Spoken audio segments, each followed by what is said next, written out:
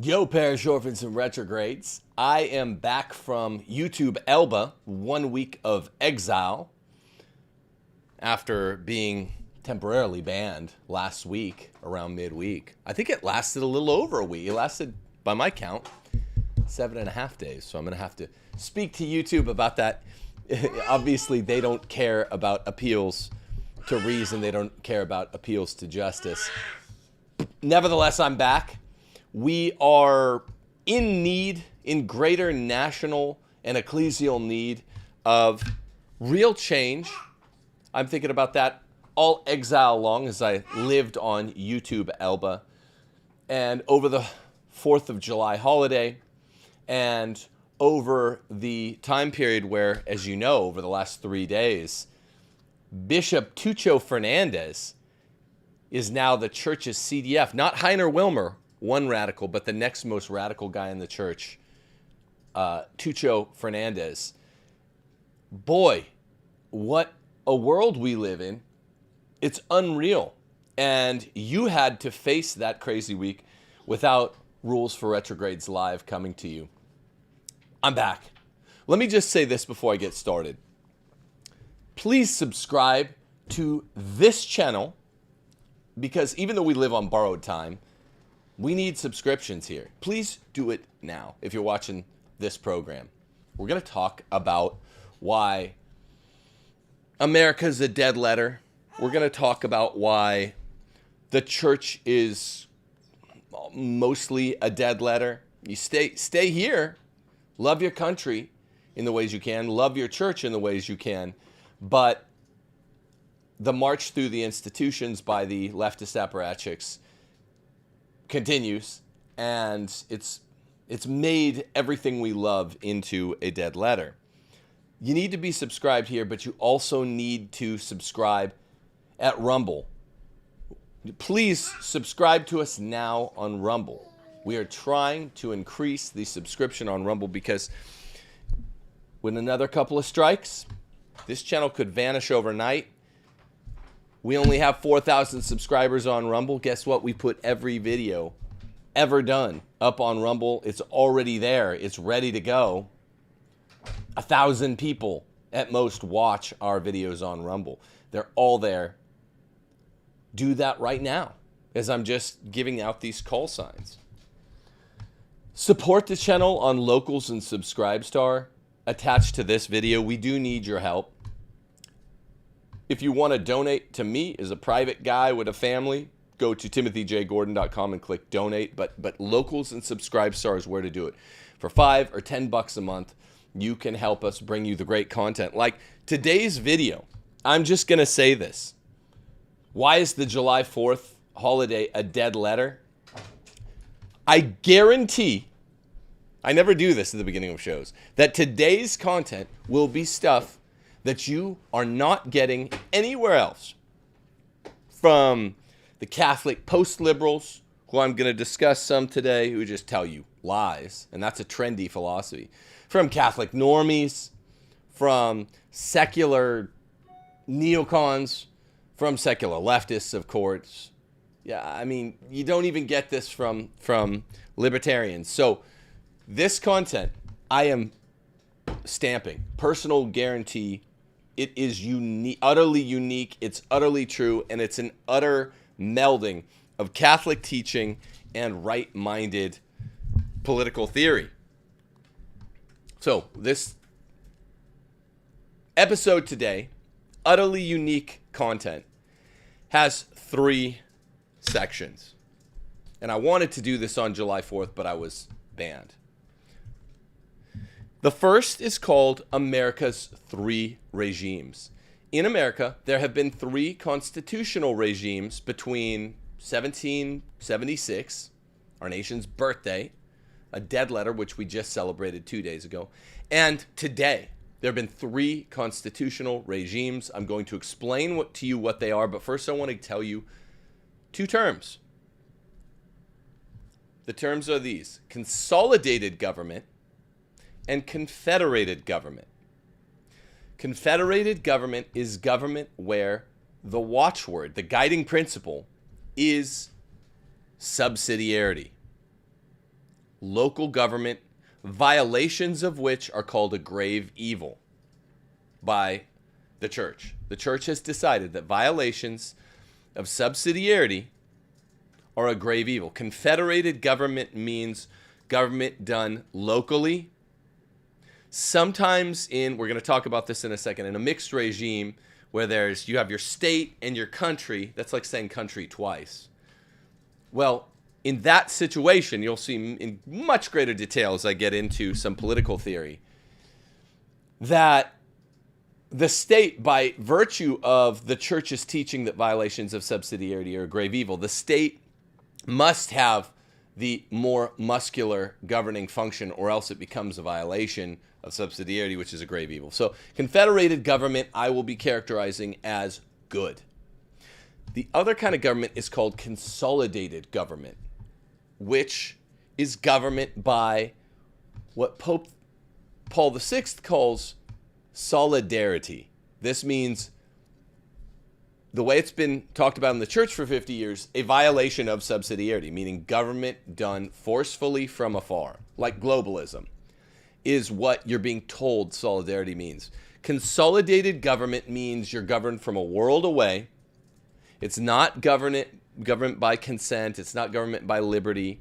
It's government by force from far away. So Washington, D.C. tells one of its domains, a globe away, say Honolulu, Hawaii, how much wheat a wheat farmer can grow and consume. That's real. Because you live in the third tyrannical American regime, which is why the 4th of July is a dead letter.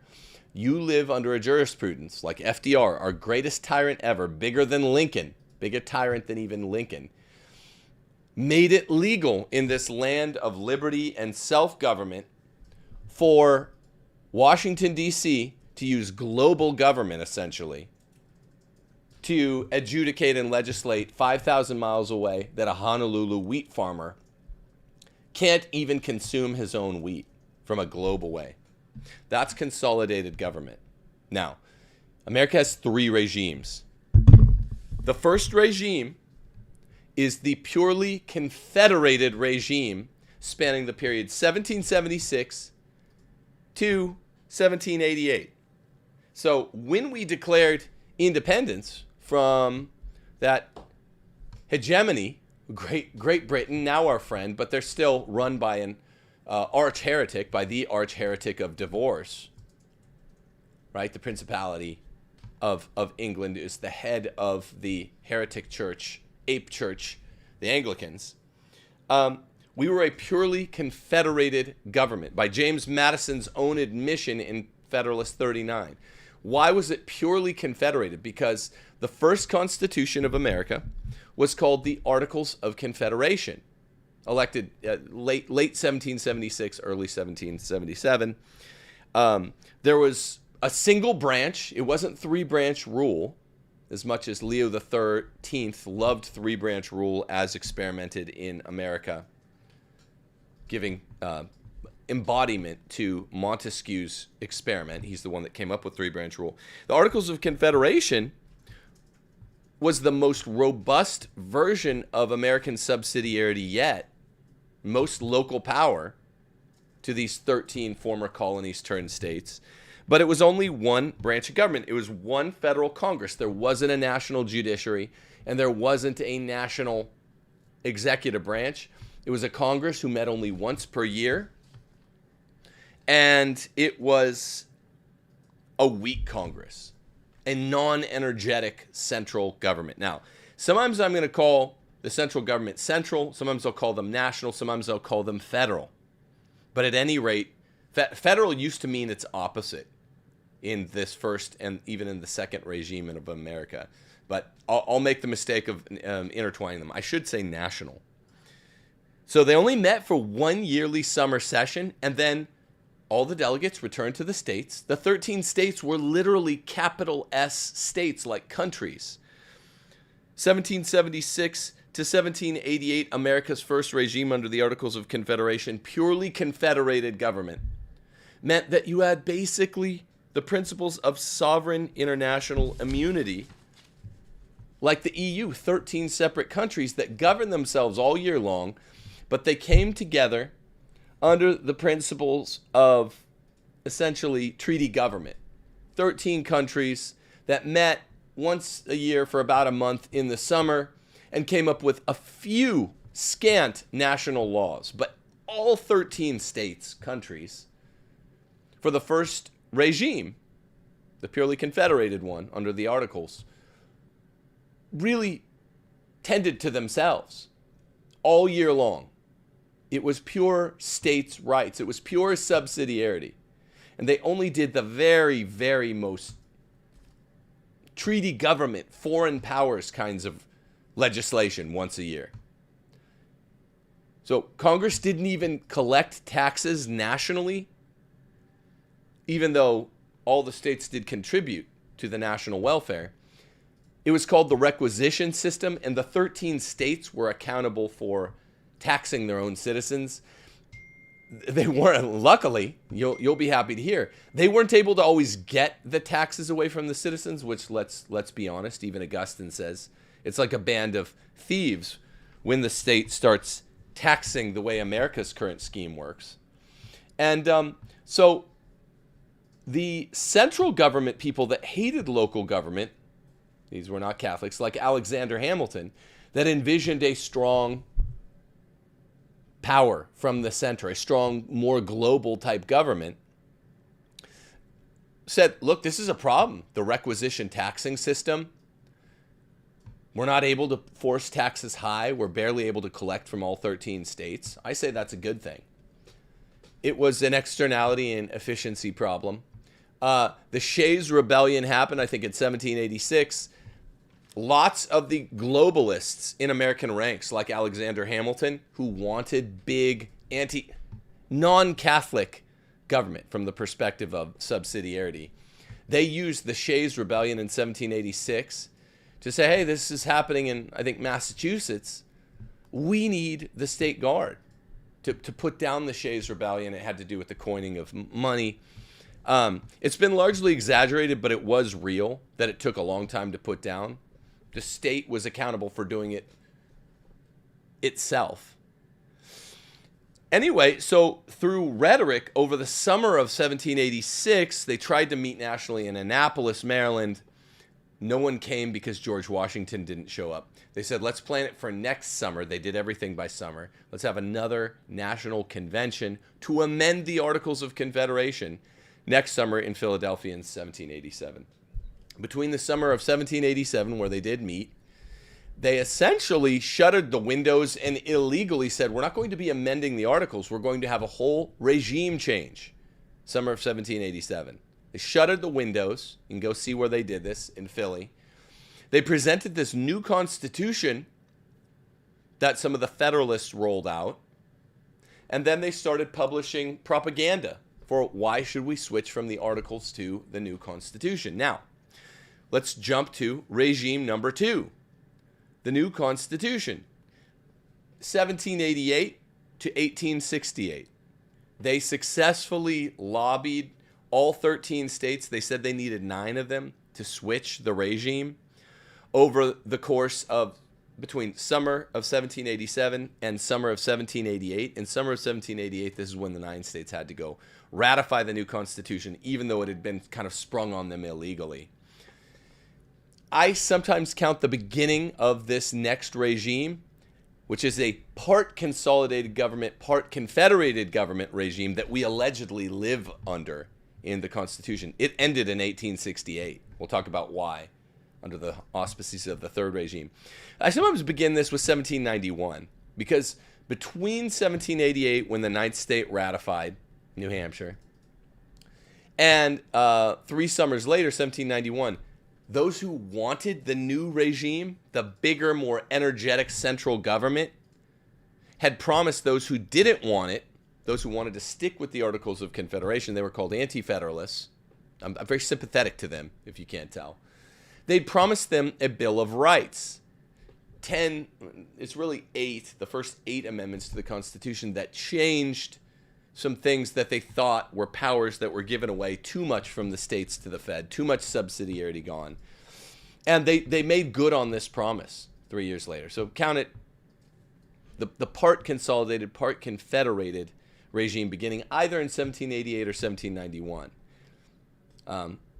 Constitution or Constitution plus Bill of Rights. Now, they took this concept from Magna Carta of an imperium in imperio, an empire within an empire. And this is all you need to know to understand why and how America worked at first but has become a dead letter now. It means that you have a sovereign state within a sovereign state. And it sounds like a contradiction in terms, though it came from, like I said, Magna Carta, and it actually did work out for the first 75 years or so until the Civil War. Part consolidated government, meaning you have a national government that adjudicates and legislates from a nerve center thousands of miles away from the localities. But the confederated part was, under this second regime, there was a part confederated, the more muscular part. This is known as federalism or states' rights, or for us Catholics, subsidiarity. And here's how that was guaranteed. Even though the big government proto-globalist types like Alexander Hamilton wanted to energize the national government, that's what they kept saying when they were growing it, they claimed they wanted to do so without destroying the states' rights. To do this, a national judiciary and a national executive branch was added. This gave us 3 branches of government. They got it directly from Montesquieu. Pope Leo XIII praised 3-branch rule in the American fashion. Pope Leo XIII loved original America, warned about what it had become after the Civil War, which is what I'm going to do today, but he loved original America. Americanism crept in at the late 19th century. There was no Americanism alive during this second regime, 1788 to 1868. The Americanism began in 1868. I'm going to show you how. Leo loved the first regime or two.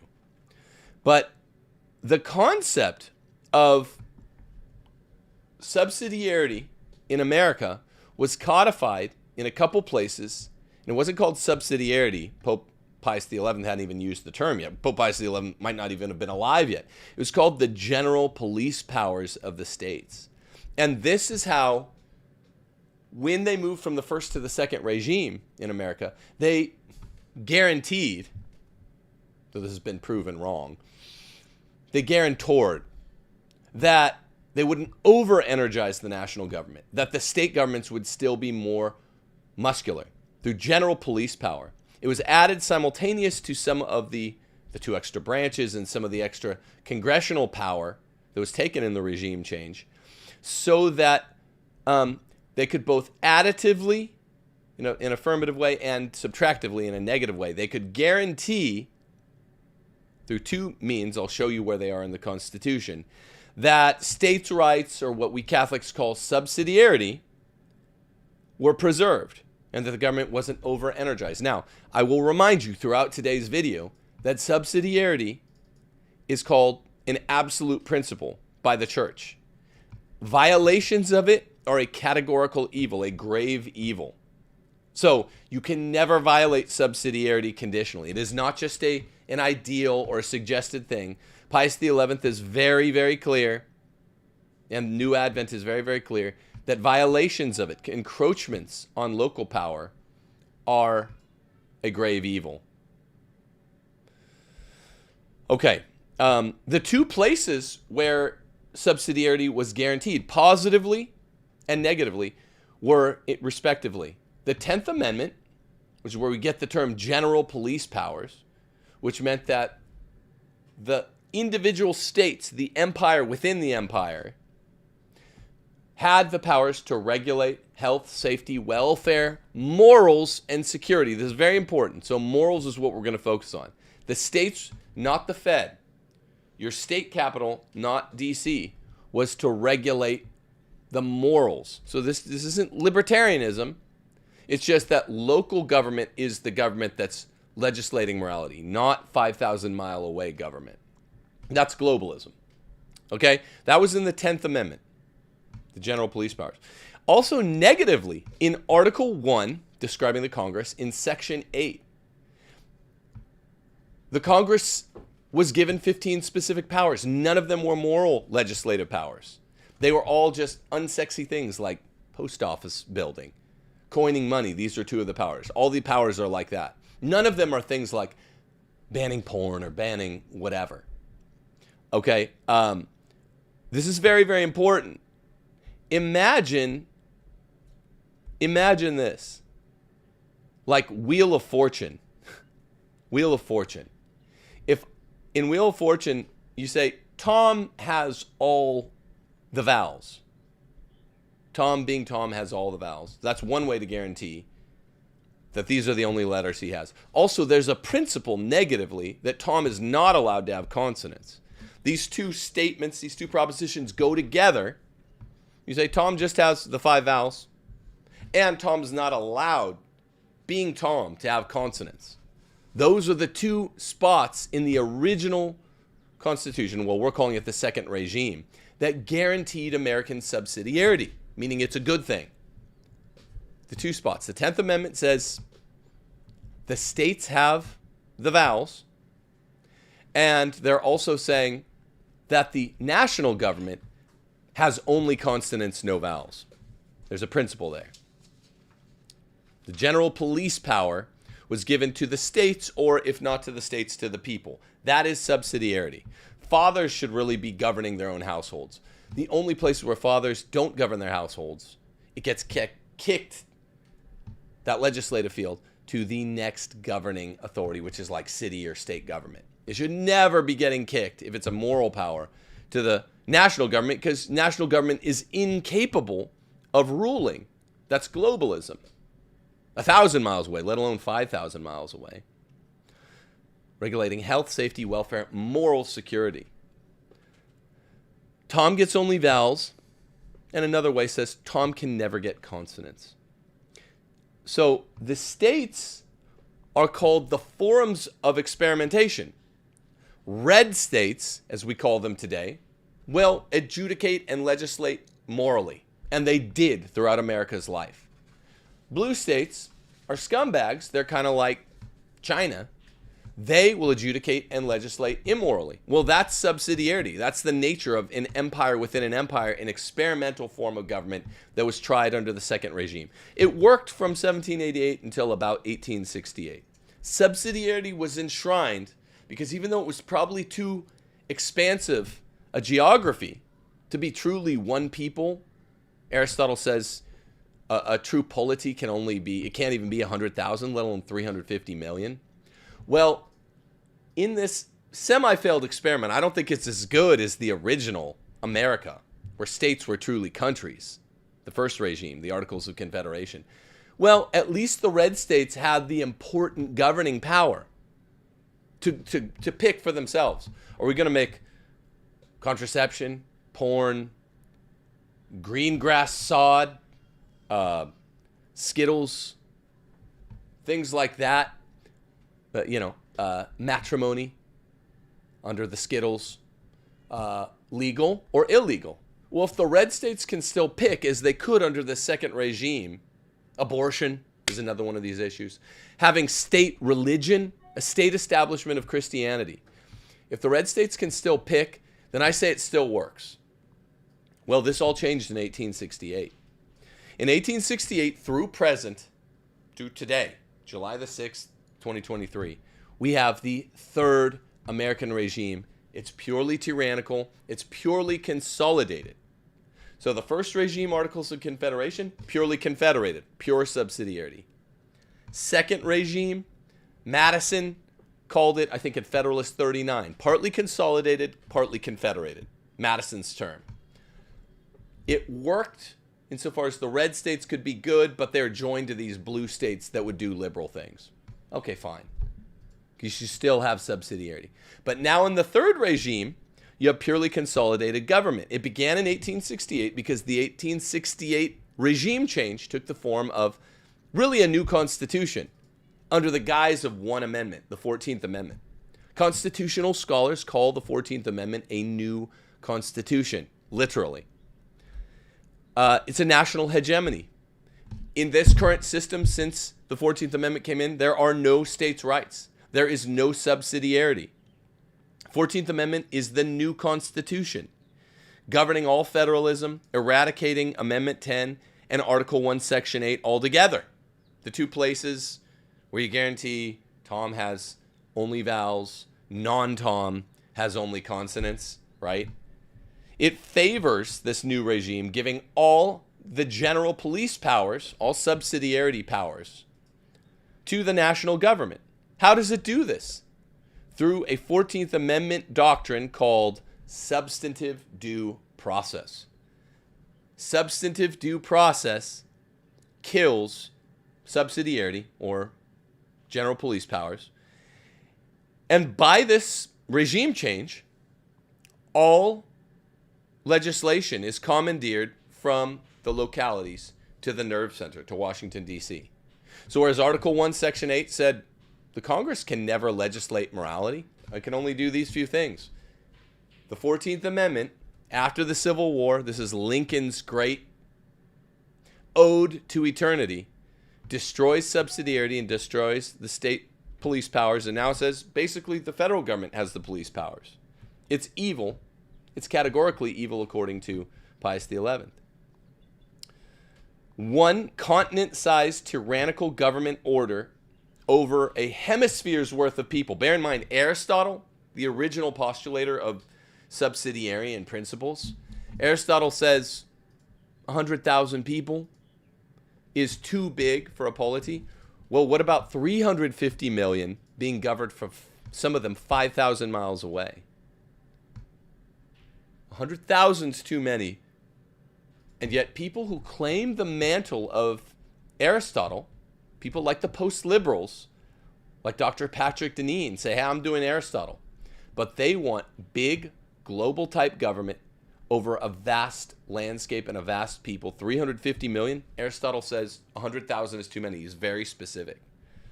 So this is the third regime, purely consolidated government. And since 1868, America is dead. Now I want to move into the second portion here.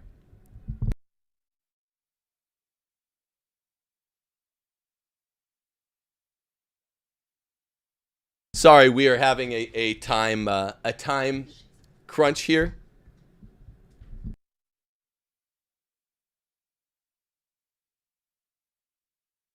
Plus what? I'm sorry, I'm not. Okay, so in this second segment, substantive due process replaces the general police powers. This is the equivalent of what's called solidarity replacing subsidiarity. Now, substantive due process is this way that the big government globalists took over the sovereign powers of self-legislation for Americans.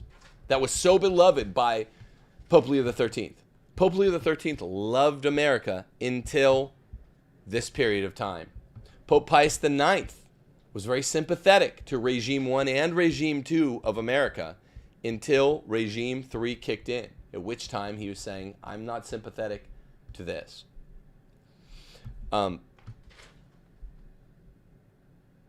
This show's going a little longer than I'm thinking. What I will do is I will stick a second part to the show later. We'll do it later today. We'll upload it later. Because of all the moving parts here, constitutional law, we have to explain. I was going into more concepts. It's very, very important that you understand on the 4th of July. These are inarguable facts. I need to explain to you a little bit more about the role of big government conservatives, big government Catholics. And that's why it's taking a little extra time. So we'll do part 2 later today. It's good to do 2 shows in a day. We're out of time for right now, but hey, we're fresh back from Elba. Remember, follow us on Rumble, like this video, subscribe, and we'll be back with part 2, getting into SDP replacing GPP later today. It's very, very important that you understand this on July 6th, this late in the game. Deus Volt, people. We'll do part 2 shortly.